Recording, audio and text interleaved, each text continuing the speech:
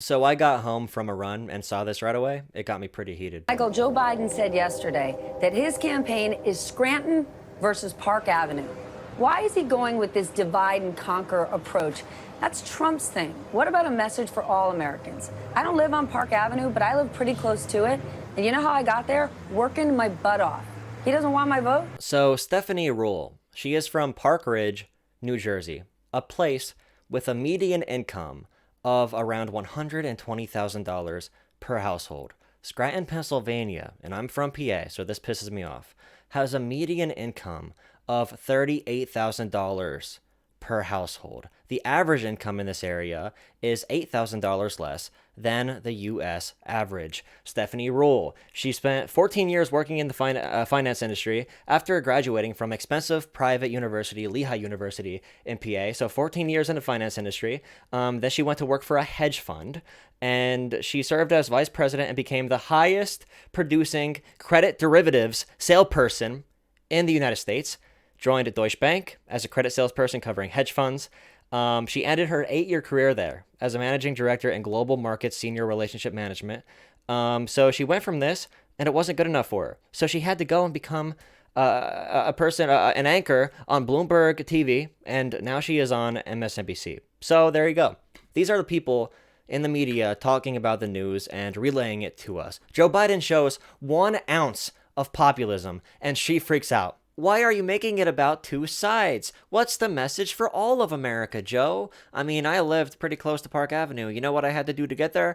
I worked hard. Yeah, tell that to the people in Scranton, PA, in the Rust Belt, in any impoverished community in the U.S., that you worked hard to get where you are. But apparently, we have the same opportunities, and if we just work hard, we'll get there. And that's what they want us to think. They want people at the bottom to look at people that have wealth and think so highly of them, think they are superhuman beings, when in reality, they were born into a position that made them more likely to be successful. And they want people at the bottom thinking everyone's success is product of individual work ethic, so that if a poor person fails, they can wag the finger at them and say they are trash. But when a rich person succeeds, no matter what, no matter if they were born with it, like Trump being born with everything he has and never working in his entire life, they could say they are the hardest working people in the world. That's why they want it all boiled down to the individual level, to stomp down the working class. And a good amount of the working class will simply take it.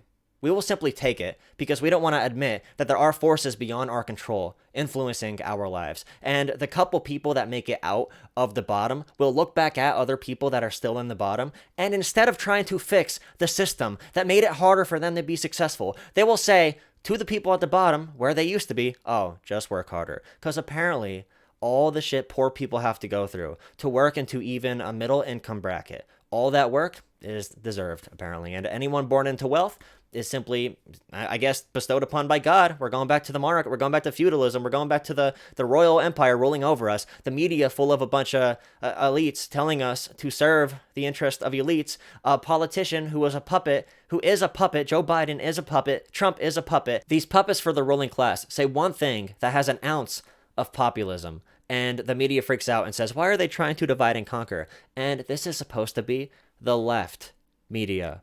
This is a conservative form of media, a pretty conservative form of media, and this is the left. So don't be confused. You moderate Democrats, you moderate Republicans, don't be confused when the Overton window rips so far to the right that we dip into fascism, when you allow this to represent the left in America.